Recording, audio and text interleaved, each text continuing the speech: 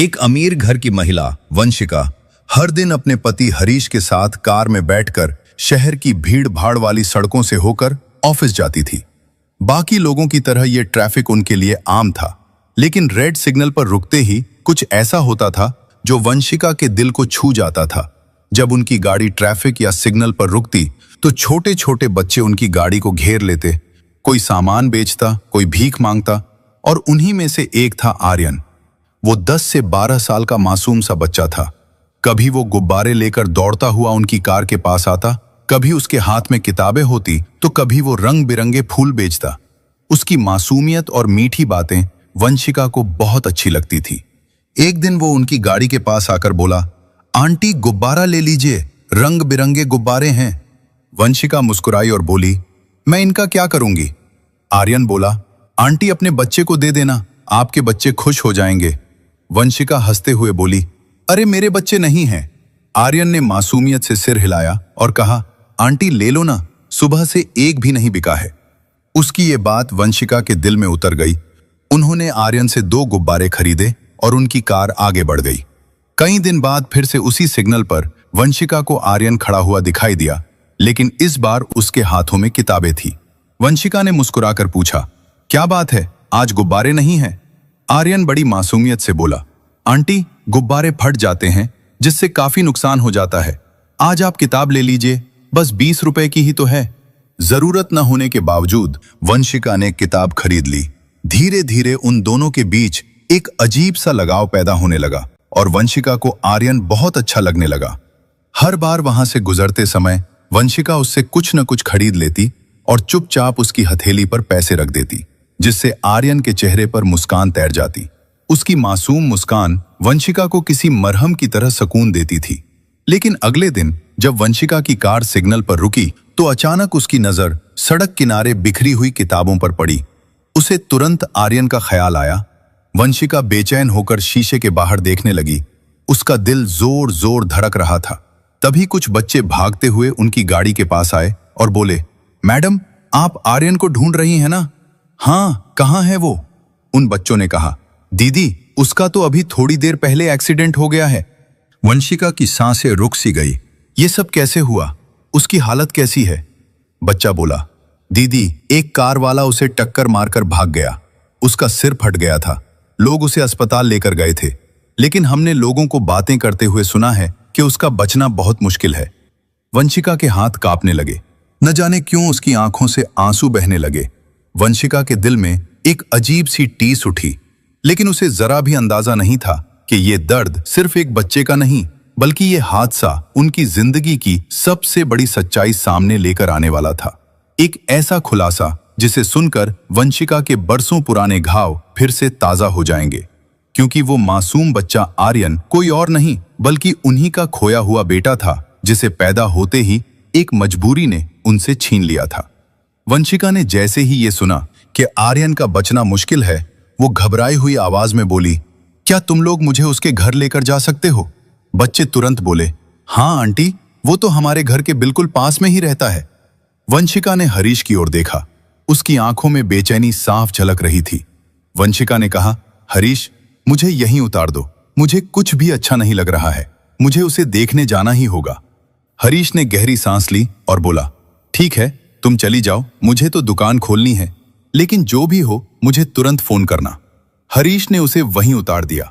वंशिका ने एक छोटे बच्चे को साथ लिया। वो ऑटो में बैठी और घबराए दिल के साथ उस गली की तरफ निकल पड़ी जहां आर्यन रहता था। थोड़ी दूर आगे चलकर बच्चे ने ऑटो रुकवाया, लेकिन जैसे ही वंशिका नीचे उतरी तो अचानक उसकी नजर एक बुजुर्ग महिला पर पड़ी। उसे देखते ही वंशिका सन्न रह गई। ये तो वही औरत है। वो उस महिला को बहुत अच्छी तरह जानती थी। बुजुर्ग महिला भी वंशिका को देखते ही ठिठक गई और अगले ही पल फूट फूट कर रोने लगी। वो कांपती आवाज में बोली, मैं तेरे बेटे को बचा नहीं पाई। वंशिका के पैरों तले जमीन खिसक गई। क्या वो मेरा बेटा आर्यन था? बुजुर्ग महिला ने आंसू पोंछते हुए कहा, हाँ वही तेरा आर्यन था। बस इतना सुनना था। वंशिका ने दहाड़े मारकर रोना शुरू कर दिया। मैं कितनी अभागन हूं, बरसों बाद मेरा बच्चा मेरे सामने खड़ा था और मैं उसे पहचान भी न सकी। वंशिका रोते रोते बोली, वो कहाँ है? अब कैसी हालत है उसकी? मुझे उसे देखना है। गली में वंशिका के रोने की आवाज सुनकर मोहल्ले की औरतें भी इकट्ठी होने लगी। एक ने पूछा, ये कौन है? ये इतनी बेचैन क्यों है? आर्यन की दादी ने आंसू पोंछते हुए कहा, अरे यही तो उसकी असली माँ है। ये सुनते ही गली में सन्नाटा छा गया। किसी को भी यकीन नहीं हो रहा था कि इतनी अमीर औरत का बच्चा इस हालत में कैसे जी रहा था। वंशिका रो रो कर पुकार रही थी, आर्यन, मेरा बच्चा आर्यन। उसकी दर्द भरी पुकार से पूरा मोहल्ला गूंज रहा था। आर्यन और वंशिका की इस सच्चाई को समझने के लिए हमें समय में थोड़ा पीछे जाना पड़ेगा। साल 2015 में जब वंशिका सिर्फ 19 साल की थी, तब उसे विजय नाम के लड़के से प्यार हो गया। वो दोनों शादी करना चाहते थे, लेकिन वंशिका का परिवार इस रिश्ते के खिलाफ था। लाख कोशिशों के बाद भी जब घर वाले नहीं माने, तो आखिरकार एक दिन वंशिका ने अजय के साथ भागकर शादी कर ली। वो दोनों उसी शहर में एक छोटा सा किराए का घर लेकर रहने लगे। लेकिन वंशिका के इस कदम से उसके परिवार ने वंशिका से हर रिश्ता तोड़ लिया। 1 साल बाद वंशिका ने एक प्यारे से बेटे को जन्म दिया, जिसका नाम उन्होंने आर्यन रखा। उसी दौरान वंशिका को एक ऐसी सच्चाई पता चली जिसने उसकी हंसती खेलती जिंदगी को तबाह कर दिया। किसी ने उसे बताया कि उसका पति अजय एक खतरनाक गैंग से जुड़ा हुआ है। वो पैसों के लिए लोगों को मारने से भी पीछे नहीं हटता था। वंशिका ने उसे बहुत समझाया कि ये रास्ता ठीक नहीं है। जिन लोगों के लिए तुम ये सब करते हो, देखना एक दिन यही लोग तुम्हें भी मरवा देंगे और हमारी जिंदगी तबाह हो जाएगी। वंशिका के समझाने के बाद भी अजय नहीं बदला, और फिर वही हुआ जिससे वंशिका हमेशा डरती थी। एक दिन अजय के दुश्मनों ने उसकी जान ले ली। अजय की मौत के बाद वंशिका टूट गई। अब उसके पास ना तो घर था, ना कोई सहारा। वो मायके भी नहीं जा सकती थी। अगर उसके पास कुछ था तो उसका बेटा आर्यन था। अब वंशिका के जीने का आर्यन ही एक सहारा था। लेकिन उसी दौरान वंशिका के माता पिता को भी अजय की मौत की खबर मिल गई थी। वो लोग वंशिका के पास आए और बोले, बेटी, जो हुआ सो हुआ, लेकिन तू अभी जवान है, हम तेरी दूसरी शादी करा देंगे, पर उसके लिए एक शर्त है, तुझे इस बच्चे को भूलना होगा। ये बात सुनकर वंशिका सन्न रह गई। वो हकलाते हुए बोली, मैं अपने बच्चे को कैसे छोड़ दूं? उसके घर वालों ने उसे समझाया कि अगर ये बच्चा तेरे साथ रहेगा तो फिर कौन तुझसे शादी करेगा। इसी दौरान अजय के माता पिता भी वहां पहुंच गए। उन्होंने भी वंशिका को समझाया कि बेटी, तू दूसरी शादी कर ले, आर्यन को तो हम पाल लेंगे, ये हमारा भी तो बच्चा है। बहुत सोचने समझने के बाद नम आंखों से वंशिका ने अपना मासूम आर्यन उसके दादा दादी को सौंप दिया और अपने माता पिता के साथ चली गई। वंशिका के माता पिता ने अपनी बेटी के अतीत को भुलाने के लिए हरीश नाम के लड़के से उसका रिश्ता तय कर दिया। लड़का अच्छा और संस्कारी था, इसलिए कुछ मुलाकातों और बातचीत के बाद परिवार वालों ने हरीश और वंशिका का रिश्ता तय कर दिया। लेकिन इस रिश्ते की नींव एक बहुत बड़ी सच्चाई को छिपा कर रखी गई थी। हरीश से वंशिका का अतीत छिपाया गया। उसे बताया गया था कि वंशिका अविवाहित है। कुछ दिनों बाद उन दोनों की धूमधाम से शादी हो गई। शादी के बाद वंशिका मुंबई आ गई। हरीश मुंबई में ही रहता था। वंशिका की सुंदरता और उसकी शालीनता से वो इतना प्रभावित हुआ था कि शादी के बाद वो हर किसी से यही कहता था, मैंने दुनिया की सबसे अच्छी लड़की से शादी की है। हरीश की हिल रोड मार्केट में मोबाइल की बड़ी दुकान थी, जिसे चलाने के लिए कर्मचारी रखे हुए थे। उसका काम इतना अच्छा चलता था कि घर में कभी पैसों की कमी महसूस नहीं होती थी। धीरे धीरे वंशिका भी दुकान पर उसका हाथ बटाने लगी। वो दोनों साथ में काम करते, एक साथ बैठकर चाय पीते। वंशिका हरीश के साथ हंसी खुशी जिंदगी गुजार रही थी। लेकिन किस्मत का खेल देखिए, जब वंशिका की दुनिया संभल ही रही थी, तभी अचानक उसके छोड़े हुए बच्चे आर्यन की जिंदगी में फिर से तूफान आ गया। उन दिनों आर्यन के दादा का अचानक देहांत हो गया। उनके जाते ही घर के हालात खराब होने लगे। आर्यन की चाची रोज झगड़ा करने लगी और ताने मारने लगी कि इस बच्चे की माँ तो इसे छोड़कर भाग गई है, अब हम ही क्यों पालें? इसे अनाथ आश्रम दे दो, कुछ तो बोझ कम होगा। लेकिन आर्यन की दादी किसी चट्टान की तरह अडिग थी। वो कहती थी, ये तो मेरा अजय है, ये मेरे बेटे की आखिरी निशानी है, मैं इसे कहीं नहीं जाने दूंगी। आर्यन को लेकर रोज रोज झगड़ा होने लगा। एक दिन आर्यन की बड़ी बुआ वहां आई। उन्होंने देखा परिवार में हर तरफ तनाव ही तनाव है। बुआ ने दादी से कहा, माँ जी, अगर घर में इतना झगड़ा हो रहा है तो आप आर्यन को मुझे दे दो। मेरे 2 बेटे हैं, मैं इसे भी अपने साथ मुंबई ले जाऊंगी। दादी ने तुरंत ना में सिर हिलाया और कहा, नहीं, मैं किसी पर भरोसा नहीं कर सकती। जब तक मैं जिंदा हूं ये मेरे साथ ही रहेगा। बुआ ने समझाया कि ठीक है माँ जी, आप भी मेरे साथ चलिए। इस तरह आर्यन अपनी दादी के साथ मुंबई आ गया। समय बीतता गया। आर्यन अब 10 साल का हो चुका था। वो थोड़ा शरारती हो गया था और दुनिया को अपने ढंग से समझने की कोशिश कर रहा था। एक दिन उसने देखा उसकी उम्र के बच्चे रोज पैसे लेकर घर लौटते हैं। आर्यन ने उनसे पूछा, तुम पैसे कहां से लाते हो? बच्चों ने हंसते हुए कहा, हम मुंबई की सड़कों पर रेड सिग्नल से गुजरने वाली गाड़ियों के पास जाते हैं और लोगों से मांग लेते हैं। आर्यन के मन में भी पैसे कमाने की इच्छा हुई। वो बोला, कल मैं भी तुम्हारे साथ चलूंगा। लेकिन उसकी दादी ने उसे सख्ती से मना कर दिया कि बेटा, भीख मांगना बहुत बुरी बात है। आर्यन ने नटखट मुस्कान के साथ कहा, दादी, मैं भीख थोड़े ही मांगूंगा, मैं तो गुब्बारे बेचूंगा। दादी चाहकर भी उसे रोक न सकी और यूं आर्यन ने कुछ गुब्बारे खरीदे और रेड सिग्नल पर बेचने जाने लगा। कभी फूल, कभी गुब्बारे, कभी किताबें, जो भी उसे सही लगता वो उसी को बेच देता। लेकिन उसी दौरान अनजानी राहों से उसकी असली मां वंशिका उसकी जिंदगी में आ चुकी थी।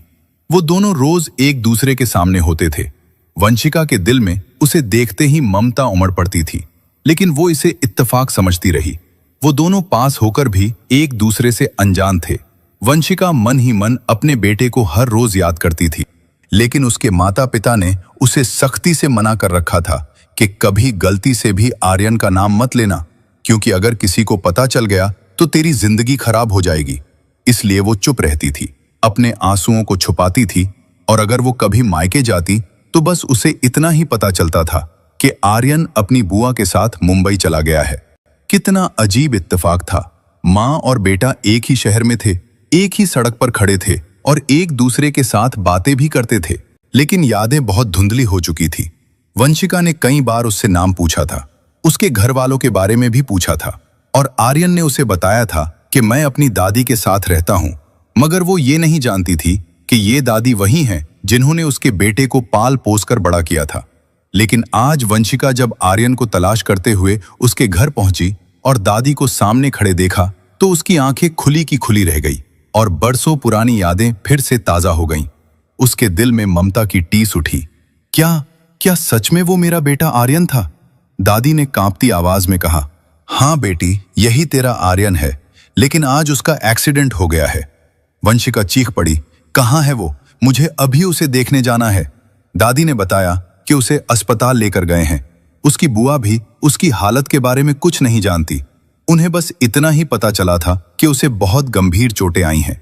पास खड़ी औरतों में से एक ने उसका हाथ पकड़ा और बोली, चल बहन, हम तुझे अस्पताल लेकर चलते हैं। वंशिका तुरंत उनके साथ चल पड़ी। जैसे ही वंशिका अस्पताल पहुंची तो आर्यन की बुआ उसे देखते ही फूट फूट कर रोने लगी।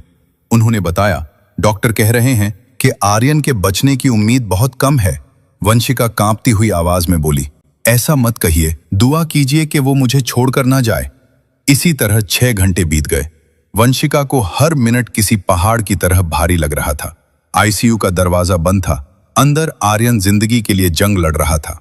इसी बीच वंशिका का फोन लगातार बज रहा था। उसका पति हरीश काफी देर से फोन कर रहा था। आखिरकार वंशिका ने फोन उठाया और कांपती आवाज में कहा, हरीश, उस बच्चे के बचने की कोई उम्मीद नहीं है। मुझे माफ करना, मैं आज नहीं आ पाऊंगी। हरीश हैरान था। उसने पूछा, क्या तुम अस्पताल पहुंच गई हो? और ये कैसी बात कर रही हो तुम? उसके माँ बाप है ना वहां पर, वो लोग सब संभाल लेंगे। अब वंशिका उसे कैसे बताती कि जिस लड़के को वो पराया समझ रहा है वो वंशिका का अपना बेटा है, जिसे उसने आज तक दुनिया से छुपाए रखा था। उसने बस इतना कहा, हरीश, मैं अभी फोन पर बात नहीं कर सकती। इसके बाद वंशिका ने फोन बंद कर दिया। कुछ देर बाद एक डॉक्टर बाहर आया। उसके चेहरे से थकान और चिंता झलक रही थी। वंशिका ने डॉक्टर से पूछा, डॉक्टर साहब, मेरा बेटा कैसा है अब? डॉक्टर ने कहा, अगर मरीज को 72 घंटे में होश आ गया तो वो धीरे धीरे ठीक हो सकता है, वरना कुछ कहना मुश्किल है। वो 3 दिन वंशिका के लिए 3 साल के बराबर थे। और फिर तीसरे दिन शाम को डॉक्टर ने मुस्कुराते हुए कहा, लड़के को होश आ गया है, अब आप लोग मिल सकते हैं। ये खबर सुनते ही वो सब एक दूसरे को गले लगाकर रो पड़े। वंशिका दौड़ती हुई अंदर गई। आर्यन की आंखें आधी खुली थीं। वो धीमी आवाज में बोला, आंटी, आप आ गईं? वंशिका ने उसे प्यार भरी नजरों से देखा। वो उसके सिर पर हाथ फेरते हुए बोली, बेटा, मैं आंटी नहीं हूं, मैं तुम्हारी मां हूं। उसने आर्यन को सीने से लगा लिया और बरसों का दर्द, इंतजार और प्यार सब आंसुओं में बह गया। डॉक्टर ने वंशिका को समझाया कि बच्चे के साथ ज्यादा बात न करे, इसे अभी आराम करने दो। पिछले 3 दिनों से वंशिका ने हरीश को फोन नहीं किया था, उसका मोबाइल भी बंद था। उधर हरीश वंशिका की चिंता में परेशान था। आखिर वो भी आर्यन के घर पहुंच गया और वहां हरीश को वंशिका की असल सच्चाई का पता चल गया। वो तुरंत अस्पताल पहुंचा। उसने गुस्से से बोला, तुम लोगों ने मेरे साथ धोखा किया है, आज से हमारा रिश्ता यहीं पर खत्म होता है। वंशिका चुपचाप सब सुनती रही। भला उसके पास अब बचा ही क्या था सिवाय आर्यन के। और अब वंशिका आर्यन को दोबारा नहीं खोना चाहती थी। 1 हफ्ते बाद आर्यन घर आ गया। वंशिका उसकी देखभाल करती रही। जब उसने हरीश को फोन किया तो उसने फोन ही नहीं उठाया। लेकिन 10 दिन बाद अचानक हरीश अपने घर वालों के साथ आर्यन के घर पहुंचा। वंशिका उन्हें देखकर रो पड़ी। उसकी सास ने उसे गले लगाया और बोली, बेटी मत रो, चलो घर चलते हैं। ये सुनते ही वंशिका घबराकर पीछे हट गई। मैं अपने बेटे को छोड़कर कहीं नहीं जाऊंगी। सास मुस्कुराई, किसने कहा है तुम उसे छोड़कर जाओ, बल्कि तुम्हारा बेटा, उसकी दादी, हम सब साथ चलेंगे। हरीश बहुत देर बाद आगे आकर बोला, चलो वंशिका, मैं भी तुम्हारे बिना नहीं रह सकता। और इस तरह जो परिवार टूट चुका था वो फिर से एक हो गया। उस वक्त वंशिका 2 महीने की गर्भवती थी। समय आने पर उसने एक प्यारे से बेटे को जन्म दिया। कुछ साल बाद उनकी एक बेटी हुई। अब वंशिका, आर्यन और उसके छोटे भाई बहन सब एक साथ एक खुशहाल जिंदगी गुजार रहे हैं। ये कहानी हमें सिखाती है कि जिंदगी में चाहे कितना भी प्यार क्यों न मिले, माँ बाप से बढ़कर कोई सहारा नहीं होता। माँ की ममता और बाप की मेहनत के बिना किसी भी रिश्ते का अस्तित्व अधूरा रहता है। इसलिए ऐसा कदम मत उठाओ जो तुम्हारे सुख के बदले तुम्हारे माता पिता की आंखों में जिंदगी भर के लिए आंसू लिख दे। दोस्तों, अगर कहानी पसंद आई हो तो इसे लाइक और शेयर करें। ऐसी ही दिलचस्प कहानियों के लिए हमारे चैनल को सब्सक्राइब जरूर करें।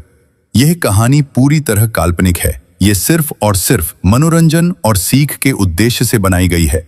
किसी भी असल घटना या व्यक्ति से इसका कोई संबंध नहीं है।